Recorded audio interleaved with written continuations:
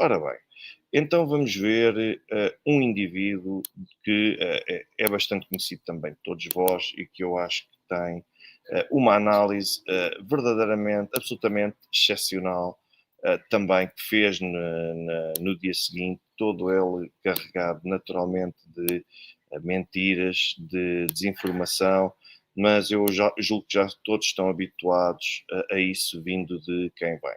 Então vamos lá ver o brilhantismo desta análise num primeiro jornal. E eu confesso que eu só consegui perceber isto porque estava num restaurante. Ainda bem que não ouvi, mas eu percebi que este indivíduo estava a fazer esta análise, claro. E tive de ir ouvir quando cheguei a casa, não para dar audiência, naturalmente, mas tive de ir ouvir quando cheguei a casa e deparei-me com este brilhantismo desta análise. Vamos ver. E é o seguinte, já ontem começou a ser lançada esta tese da Ucrânia. Foram transmitidos por canais oficiais russos de televisão declarações de dirigentes ucranianos, declarações feitas há muito tempo atrás e falsificadas, a dizer... Bom, vamos lá ver uma coisa. Então, as declarações foram feitas há muito tempo atrás pelos ucranianos, por dirigentes ucranianos, mas afinal foram falsificados, então, ou foram feitos ou não foram feitos. dizer que os ucranianos estavam muito contentes com isto que estava a acontecer, etc, etc. Hoje... Depois, perante esta confusão, desde logo inicial, é muito importante frisar o seguinte: há coisas que são dadas, não, que são transmitidas, não na ótica da tentativa de mostrar isto acabou de acontecer, mas na tentativa de tentar mostrar a quem é que fica satisfeito com este tipo de atuações. Além de que isto é televisão, não é o governo. Ainda há diferenças e acreditem que existem mesmo essas diferenças. Hoje de manhã, os jornalistas russos receberam instruções para encontrar culpas da Ucrânia neste fenómeno. Bom, é mais uma daquelas coisas que este tipo de comentador costuma fazer em termos de análise, entre aspas, e de afirmações relativamente a tudo o que envolve a Rússia, que é alega factos, inventa factos, cria fantasia, alucina com determinados factos que são realidades que ele depois não consegue comprovar. Porque é que ele não apresenta aqui qualquer tipo de prova que ajude a demonstrar que os jornalistas foram instruídos a seguir esta corrente? Quem é que fez quem é que deu essa orientação? E que tipo de orientação foi? A quem é que foi dirigida? Como é que foi dirigida? Ele não diz. Portanto, ele chega-se aqui e diz: os jornalistas russos foram obrigados, receberam ordens para. E as pessoas acreditam que as coisas são assim. Não há qualquer prova, nem há qualquer sustentabilidade daquilo que este indivíduo está a dizer. Portanto, naturalmente que eu não tenho provas, porque se as coisas não aconteceram, é muito difícil para mim provar que não aconteceram. Acha que quem alega um facto é que tem de o provar. E isto, tanto quanto eu tenho conhecimento, isto simplesmente não aconteceu. E nós vamos ver aqui que é uma coisa extraordinária. Mostra-nos pessoas que dizem ser do Tajiquistão, que faz fronteira com o Afeganistão. Fala-se da pista do Daesh, nomeadamente os Estados Unidos, vieram falar, mas Putin não disse. Qual pista dos Estados Unidos? Que pista dos Estados Unidos? Os Estados Unidos não deram pista nenhuma. Parem, por amor de Deus, com esta fantasia, porque os Estados Unidos não deram pista nenhuma. Aquilo que os Estados Unidos disseram foi, no dia 7 de março, ou seja, 15 dias depois do acontecimento deste atentado, deste ato terrorista, que para que os cidadãos norte-americanos evitassem grandes aglomerados de pessoas num espaço de 48 horas. E aquilo que aconteceu é que tanto os russos levaram a sério isto, que na altura foi dito em termos abstratos e para a praça pública pelos americanos, que havia um acontecimento, um concerto xamã de um artista russo que estava previsto, por exemplo, para o próprio City Hall e que foi adiado.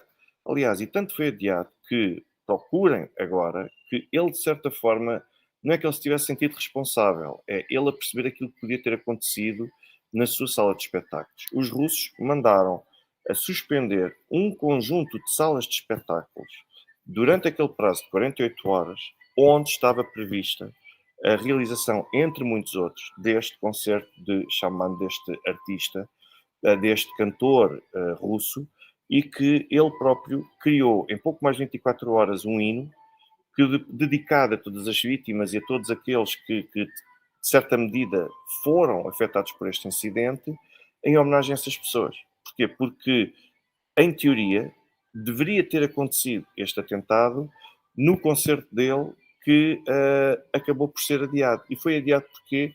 Por razões de segurança. Mas foram adiados por razões de segurança porque os próprios russos deram ouvidos àquilo que tinha sido transmitido pelos Estados Unidos. Ninguém sugeriu que iria acontecer o que quer que fosse dali a 15 dias. Se sequer uma palavra sobre esta pista. Não tem de dar uma palavra sobre esta pista, até porque o que mais há, sobretudo desde o 11 de setembro, e eu que trabalhei mais de 7 anos no Serviço de Informações e a filha deste comentador, que também trabalha no Serviço de Informações já há mais de 15 anos, 15, 17, vai para 17 anos, o que ela também sabe, e que ele sabe muito bem, é que desde o 11 de setembro, o que mais há e o que mais se recebe nos serviços de informações e outros serviços de segurança é que existe um perigo de grandes eventos que possam acontecer do ponto de vista cultural, desportivo, etc. Sempre que há um Mundial de Futebol, um Europeu de Futebol, os alertas são todos muito genéricos. E aquela pista, não houve pista nenhuma. Uma pista diz, a partir de quem é que é expectável, aonde é que é expectável, alguma coisa de mais concreto. Não é dizer evitem aglomerados e ajuntamentos de pessoas num prazo de 48 horas. Isto não é pista nenhuma. Como é que é possível um atentado desta dimensão acontecer em território russo, principalmente quando à partida era conhecida a existência de células islâmicas nos arredores de Moscou? O que é que falhou aqui nos serviços secretos russos? Pois é, João. Eu poderia responder, que eu já sei o que é que ele vai responder a seguir, vocês já vão ver o disparate que ele vai responder a seguir, mas eu digo-te já o que é que poderá ter falhado aqui. O mesmo que falhou em atos terroristas no Bataclan, por exemplo, no Estado de France também, no Charlie Hebdo, na Alemanha, nos Estados Unidos, ou seja, falhou isto tudo. Ou seja, existem células islamistas? Existem, sim, senhor, em todos estes países ocidentais, até Portugal já prendeu indivíduos que estavam na lista de terrorismo, portanto, e que estavam a preparar um atentado, não em Portugal, mas em solo francês. Portanto, o que é que aconteceu? Aconteceu também onde? No Reino Unido e números. Aconteceu, sim, senhor. Portanto, agora o problema é que, mas as forças de segurança, os serviços de informações, têm gente suficiente para andar a monitorizar diretamente, 24 horas por dia, 7 dias por semana, tudo o que cada um desses suspeitos ou pessoas referenciadas faz? Portanto, a resposta está aqui. É impossível conseguir acompanhar a atividade de muitos destes indivíduos. Portanto, isso são feito, e o que é feito é a seleção de prioridades para se poder acompanhar com mais atenção e mesmo assim não é permanente. Portanto, esta é a resposta que deveria ter sido dada ao João, mas eu vou deixar que este brilhante comentador, que este gênio da geopolítica da intelligence possa dar a sua opinião sobre o que é que falhou neste caso da Rússia. Olha, nos serviços secretos russos falha, ou melhor, reina a corrupção. Pronto, reina a corrupção. Aí está. É a resposta típica para tudo aquilo que acontece na Rússia de mal, é tudo justificado com a corrupção. Portanto, os russos supostamente iriam colapsar na frente em não sei quantos dias, disse este indivíduo. Porquê? Porque reina a corrupção no meio militar. O poder político iria fazer com que o país falisse por causa de todo este conflito, de acordo com este indivíduo. Porquê? Por causa da corrupção. Ou seja, a resposta para tudo é corrupção. Há corrupção nos serviços de informações. Agora, como é que a corrupção nos serviços de informações poderia garantiu que os serviços de informações russos não conseguiram antecipar uma coisa destas? É o quê? É a pista americana que diz que deveriam deveriam fazer esse ajuntamento, deviam evitar ajuntamentos em 48 horas. Portanto, aqui está, corrupção. E é isto que acontece quando nós vemos que, como é possível, se vamos digamos, se é verdade, aquelas cenas que nós vimos serem apanhados terroristas a 350 km de Moscou. Ultraje. Terroristas a 350 km de Moscou. Mas Nunca se viu isto no mundo ocidental. Como é que é possível eles conseguirem estar a 350 quilómetros de Moscou?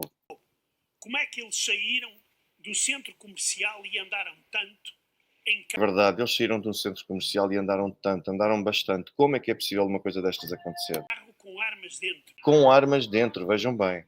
E só os foram apanhar junto da fronteira. E só os vão apanhar junto da fronteira. Então, bem, para já deixem-me recuar aqui 2 segundos. Mas deixem-me recuar para quê? Porque há aqui uma indignação, porque estes terroristas conseguiram sair do local onde cometeram estes atentados e foram apanhados já só a 350 quilómetros. Como é que é possível? Isto porquê? Por causa da corrupção. Mas eu vou-vos mostrar aqui uma outra coisa que eu tenho, que é muito interessante também, e que eu acho que talvez ajude este comentador a perceber o que é que, porque é que estas coisas se calhar talvez possam acontecer sem que se possa controlar muito bem todos estes acontecimentos. Então, deixem ver se eu consigo partilhar convosco, porque isto realmente é ultrajante e vejam, tanto é ultrajante, não sei se vocês se lembram, em 2016, no Natal de 2016, eu sei que já lá vão mais de 7 anos, mas eu por acaso lembro de fazer os comentários e a análise disto na televisão, na altura na TV 24, a todos estes acontecimentos. E este acontecimento em particular, que houve um mercado de Natal de Berlim que foi alvo de um atentado terrorista através de um tipo que se apoderou de um caminhão e decidiu conduzir um conjunto de mortes por atropelamento. Então, vejam bem, as pessoas não se lembram, eu lembro-me, estes tipos não se lembram, não se lembra, mas eu lembro. Então vejam bem, este título do Observador, por exemplo, tive que fui recuperar isto no Observador, que diz algo muito, muito simples. Suspeito do atentado em Berlim passou por Lyon antes de fugir para Milão. Portanto, nós estamos a falar de uma distância, a meu ver, significativa. Depois, claro, aqui o observador tanto quer implementar o acordo ortográfico, que faz mais um disparate, intersectado, portanto, não interceptado, mas intersectado. Não sei onde é que as pessoas vão arranjar estes neologismos, mas deixem-me que eu vos mostre, então, afinal, qual é que é a distância de Berlim para Milão, passando por Lyon. E vocês vão perceber aqui agora onde é que isso está, onde é que está a diferença, e qual é que é a distância. Então vejam bem, o indivíduo cometeu um atentado em Berlim. Como é que é possível no centro de Berlim? No centro de Berlim. E agora vejam bem, tudo aquilo que ele teve de percorrer. E sabem o que é mais caricato? É que nem sequer foi de carro. Foi de comboio. Ele apanhou um comboio em Lyon para depois ir para Milão. E fora o percurso que ele fez antes. Ou seja, o tipo atravessou a Alemanha toda, porque Berlim, como vêem, para quem conhece também a Alemanha, fica mais ou menos no nordeste da Alemanha. E agora vejam que tudo aquilo que ele teve de percorrer, e isto é por estrada, teve de percorrer em 17 horas e 33 minutos, 1670 quilómetros, não são 350 nem 380, que causa indignação. Passou provavelmente ou pela Suíça ou pelo que fosse, mas atravessou a Alemanha, entrou em França, atravessou ainda uma parte considerável de França, entrou ainda em Itália, com todas as forças destes países em alerta, e só foi interceptado em Milão, onde se preparava e estava a organizar-se para fugir e para voltar para a Tunísia. Portanto, e depois nós temos este indivíduo que vem aqui para público simplesmente dizer e afirmar que, a mostrar a sua indignação, porque estes indivíduos conseguiram fugir num carro e foram interceptados a 350 quilómetros.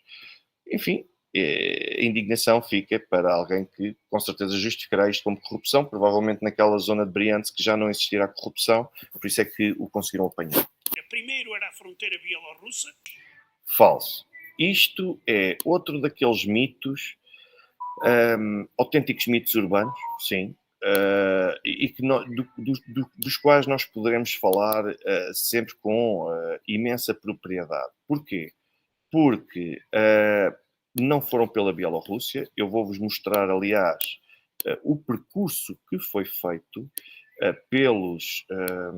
por estes indivíduos, porque é muito importante para nós percebermos onde é que eles foram apanhados e para vocês perceberem como isto é falso. Portanto, esta história da Bielorrússia. E os bielorrussos dizem que foram as autoridades bielorrussas que ajudaram a não deixar entrar esta gente na Bielorrússia? Portanto, vejam bem. Então é assim, eu vou partilhar convosco aquilo que foi aqui dito, só para vocês perceberem se isto faz algum tipo de sentido. Então, ora bem,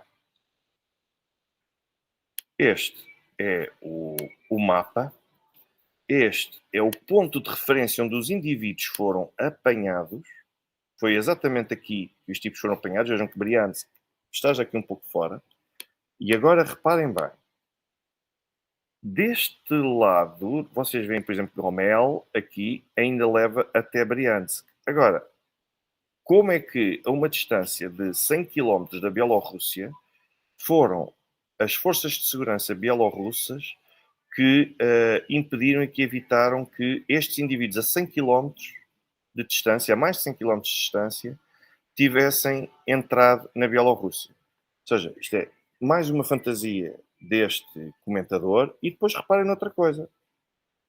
Vocês conseguem ver aqui as estradas e vocês veem que os indivíduos, os terroristas, fizeram esta estrada por aqui fora.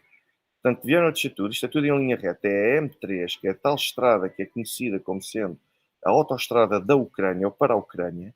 E era por aqui que eles iriam acabar por querer entrar para chegar até a Ucrânia.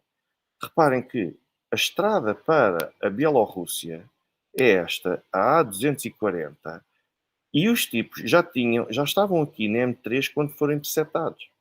E já estavam há muitos quilómetros. Se eles quisessem seguir para a Bielorrússia, eles teriam de fazer este percurso por Briansk, teriam de fazer um desvio aqui para apanharem a A240 e para seguirem.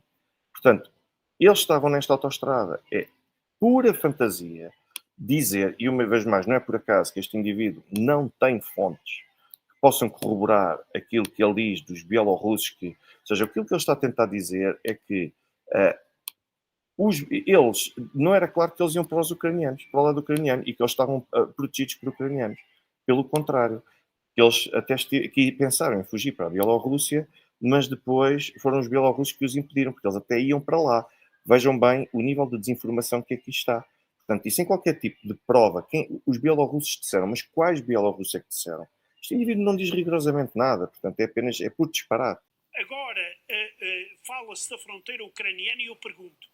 Não se fala da fronteira ucraniana. Quem falou da fronteira ucraniana foram pessoas como este comentador, porque eles estavam na estrada, na autoestrada, que vai direta para a Ucrânia. Mas foram interceptados a cerca de 100 km da fronteira, portanto, isto não é fronteira, ainda é bastante distante. Como é que esta gente consegue andar nas estradas russas que estavam ultra guardadas 300 e tal quilómetros? E não achas que houve também aqui um... Já expliquei, José Milhões, eu já expliquei como é que é possível que uma coisa destas possa acontecer, até porque as primeiras forças de segurança têm de primeiro perceber o que é que pode ter acontecido, que tipo de pistas é que têm, até chegarem a basicamente mais ou menos um cálculo daquilo que é a distância percorrida por eles. Mas claro que para este indivíduo isto não faz qualquer tipo de sentido, nem sequer lhe passa pela cabeça, mas não seja porque não tem um mínimo de sensibilidade nem cultura de segurança, aliás, acho que não tem cultura sobre nada, mas pronto, isso é um outro problema. E tal quilómetros. E não achas que houve também aqui um desvalorizar de alertas do acidente sobre a possibilidade de um ataque desta escala? João, pelos vistos, eu começo já a não excluir a possibilidade... Quais alertas, João? Que alertas é que foram dados? Diz-me lá que alertas é que foram dados.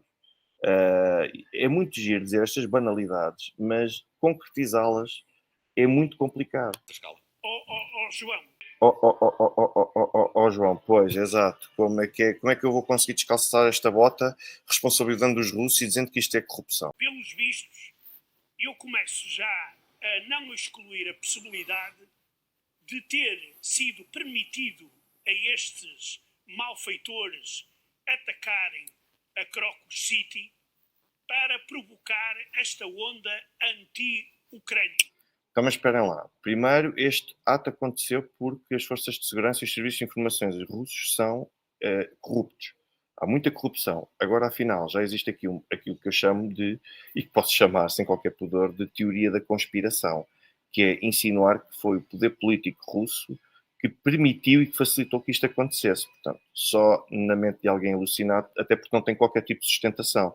Mas afinal, em que é que ficamos? Foi corrupção ou foi, afinal, permitido pelas forças russas? E poderá mesmo uma nova ofensiva com armas pesadíssimas. Uau! Portanto, deixem-me lá ver. Poderá estar em vista uma nova ofensiva com armas pesadíssimas. Aquelas que a Rússia tem utilizado até agora parece que são insuficientes. Talvez essas armas pesadíssimas, seja lá isso o que for que este indivíduo diz, não sei se quer se foi à tropa, mas salvo erro não, acho até que terá fugido, não sei. Tenho dúvidas sobre isso, mas acho que já li em algum lado que não teria feito o serviço militar. Portanto, armas pesadíssimas. O que são armas pesadas? Aquelas que a Rússia tem utilizado não são suficientemente pesadas. E depois, que está em causa, está aqui em curso o novo recrutamento e uma nova mobilização. Outra falsidade. Provavelmente aquilo que este indivíduo leu foi que vai haver lugar a uma convocatória de indivíduos que para prestarem serviço militar.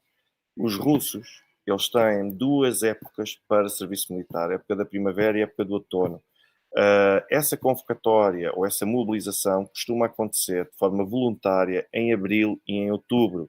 É isso que acontece. Ou seja, por isso é que está tão perto de acontecer um recrutamento e uma mobilização para cumprimento de serviço militar. Agora, este tipo vai ficar desiludido. É que esse cumprimento de serviço militar não é devido a esta situação, nem sequer devido à operação militar especial.